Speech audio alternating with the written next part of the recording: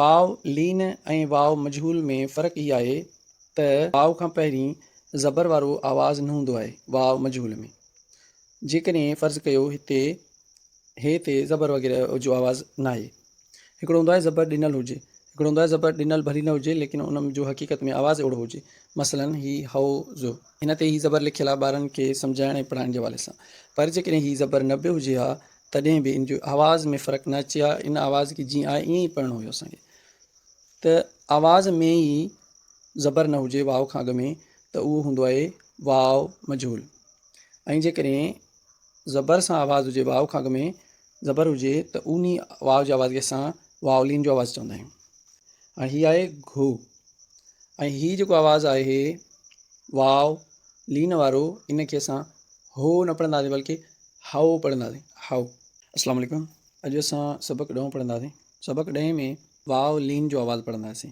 वाव लीन ऐं वाव मजहूल में फ़र्क़ु छा आहे, सिंधी ॿोलीअ में वाव जा कुल केतिरा आवाज़ आहिनि ऐं हिन सबक़ खे पढ़ण ऐं लिखण जो तरीक़ेकार, इहे शयूं तव्हांखे हिते मिलंदियूं हिन सबक़ में इंशाअल्लाह।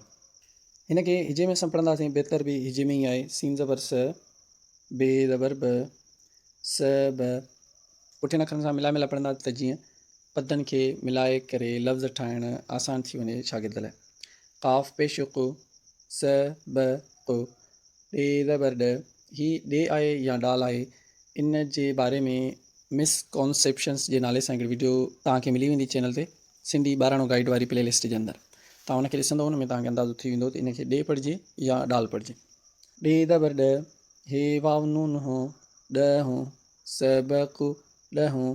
ऐं हिनखे हिकिड़ो उस्ताद मूं ॿुधो हुयो यूट्यूब ते, जेको हिनखे पेश ॾेई करे उचारे रहियो हुयो। ॾहूं, मां उत्तर सिंधी जी ॻाल्हि कयां त हिते ॾहूं न आहे उचारियो वेंदो बल्कि ॾहों उचारियो वेंदो आहे। ॾहूं पेश सां लफ़्ज़ हिकिड़ो आहे लेकिन उहो इन मफ़हूम सां न आहे। ॾहों यानी 10th इन मफ़हूम में न आहे।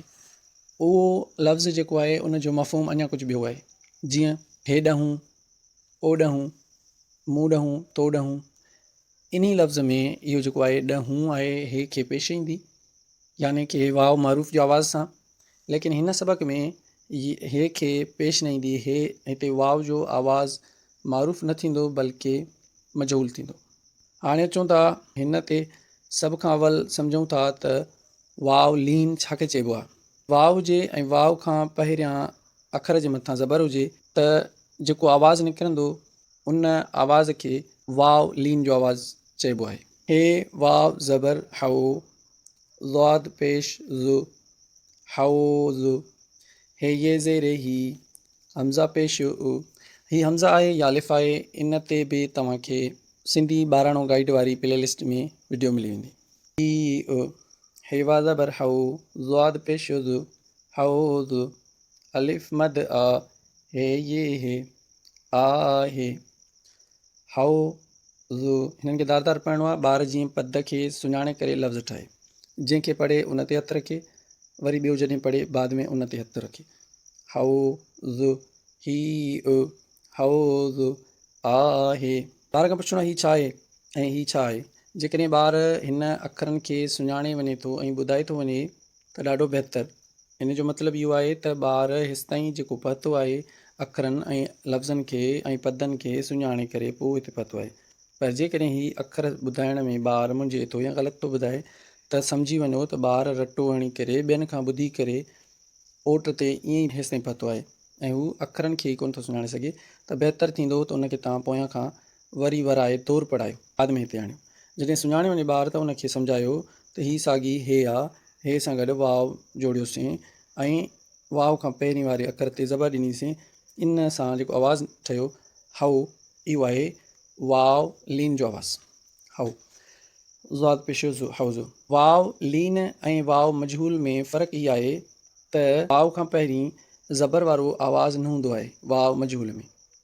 जेकॾहिं फ़र्ज़ु कयो हे ते ज़बर वग़ैरह जो आवाज़ु न आहे। हिकिड़ो हूंदो आहे ज़बर ॾिनल हुजे, हिकिड़ो हूंदो आहे ज़बर ॾिनल भली न हुजे लेकिन उन जो हक़ीक़त में आवाज़ु अहिड़ो हुजे। मसलन ही हओ ज़ो, हिन ते ही ज़बर लिखियलु आहे ॿारनि खे सम्झाइण ऐं पढ़ाइण जे हवाले सां। पर जेकॾहिं ही ज़बर न बि हुजे हा तॾहिं बि इन जो आवाज़ में फ़र्क़ु न अचे हा। इन आवाज़ खे जीअं आहे ईअं ई पढ़णो हुयो असांखे। त आवाज़ में ई ज़बर न हुजे वाव खां अॻु में त उहो हूंदो आहे वाव मजहूल। ऐं जेकॾहिं ज़बर सां आवाज़ु हुजे, वाव खां अॻु में ज़बर हुजे त उन वाव जे आवाज़ खे असां वावलीन जो आवाज़ु चवंदा आहियूं। वाव मजहूल जो आवाज़ु असां सबक़ु 9 में पढ़ी आया आहियूं, जीअं घे वाव घो, ऐं हीअ आहे घो। ऐं हीअ जेको आवाज़ु आहे वाव लीन वारो, इनखे असां हो न पढ़ंदासीं बल्कि हाओ पढ़ंदासीं, हाओ। त फ़र्क़ु तव्हां सम्झी विया हूंदव वाव मजहूल ऐं वाव लीन में। वाव मजहूल खे वधीक सम्झणु चाहियो त सबक़ु नंबर 9 खे ॿुधी वठो। फे वा ज़बर फ़ो, जीम ज़बर ज, फ़ौज, हे ज़ेर ही, हमज़ा ज़बर अ, ही अ, फे वा ज़बर फ़ो, जीम ज़बर ज, फ़ौज, अलिफ मद आ, हे हे, आहे, फ़ौज, ही अ, फ़ौज, आहे। हीअ साॻियो अखर ॿार खां पुछिणो आहे, जेकॾहिं ॿुधाए थो त ॾाढो बहितर। ऐं पोइ ॿार खे ॿुधाइणो आहे त हिन ते ज़बर आई त आवाज़ु ठहियो ज, यानी कि अखर प्लस में एराब यानी ज़बर ज़ेर या पेश गॾिजी करे असांखे आवाज़ु ॾींदा आहिनि। उहे ई आवाज़ु गॾिजी करे पद ऐं लफ़्ज़ जोड़ींदा आहिनि। वाव ज़बर औ, रे ज़बर र, ते ज़बर त, औ र त। हिते 3 पदनि वारो लफ़्ज़ु ॾिनो वियो आहे।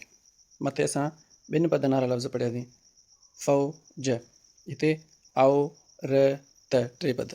हे ये ज़ेर ही, हमज़ा ज़बर अ, ही अ, ऐन वाव ज़बर औ, रे ज़बर र, ते ज़बर त, औरत, अलिफ मद आ, हे ये हे, आहे, औरत, ही अ, औरत, आहे। हाणे ही अल्फाज़ आहिनि, इहे अल्फाज़ पढ़ण खां पोइ हेठां नंढड़ा सादा जुमिला ठाहिया विया आहिनि। त हाणे आहिस्ता आहिस्ता सादनि जुमिलनि जी तरफ़ वेंदासीं ऐं उन खां पोइ किताब पूरे थियण खां पोइ ॿिए किताब में वरी जुमिलनि खां पोइ पैराग्राफ ऐं मज़मून वग़ैरह शुरू थी वेंदा। हे अलिफ हा, जीम ये ज़ेर जी, हा जी, रे अलिफ रा, ज़ाद ये ज़ेर ज़ी, राज़ी, अलिफ वाव ज़बर औ, जीम ज़बर ज, औज, मीम वाव ज़बर मौ, जीम ज़बर ज, मौज, हाजी, राज़ी, औज, मौज। हे अलिफ हा, जीम ये ज़ेर जी, हाजी, रे अलिफ रा, ज़ाद ये ज़ेर ज़ी, राज़ी, थे ये ज़ेर थी, हाजी, राज़ी, थी। हिते ॿार खे जॾहिं इहो जुमिलो पढ़ायो वञे त ॿार हर हिकु लफ़्ज़ खे पढ़ण महिल उन ई लफ़्ज़ ते हथु रखे। हा जी हथु हिन ते हुजे, राज़ी हथु हिन ते, वरी थी त हथु हिन ते। शीन अलिफ शा, बे अलिफ बा, सीन ज़ेर से, शाबासे, ॾे ये ॾे, शाबासे ॾे। लिखण जे हवाले सां तव्हां ॿारनि खे चओ त हिन सॼे सबक़ खे लिखी अचनि। जॾहिं हू सॼे सबक़ खे लिखी ईंदा त पोइ उन में जेकी ग़लतियूं पवनि उहे ग़लतियूं तव्हां कापीअ ते सुफ़नि जी सूरत में ॿारनि खे लिखी ॾियो। मसलन हे वाव ज़बर हौ, ज़ाद पेशुज़ हौज़, या वरी फ़ौज में ग़लती पई, फे वाव ज़बर फ़ौ, जीम ज़बर ज, फ़ौज। पोइ सुफ़नि जी सूरत में तव्हां ॿारनि खे लिखी ॾींदव, ॿार लिखी ईंदा। वरी लिखण में बि जेकॾहिं ॿारनि खां का ग़लती थिए त तव्हां उन्हनि खे सम्झाईंदव त हीअ अखर कीअं लिखियलु आहे, यानी कि तो कीअं लिखियो आहे ऐं लिखियलु हुजणु कीअं खपे, उहो ॿार खे तव्हां सम्झाए छॾींदव त इनशा ॿार लिखण ऐं पढ़ण ॿई सिखी वेंदो। उमेदु आहे त मुंहिंजी कोशिशि तव्हांखे सुठी लॻंदी। जेकॾहिं तव्हां को मशवरो या सुवालु पुछणु चाहियो त कमेंट में ज़रूरु सुवालु पुछो या मशवरो ॾियो। जेकॾहिं वीडियो कारआमद लॻे त ॿियनि सां बि शेयर कयो त जीअं ॿिया बि फ़ाइदो माणनि।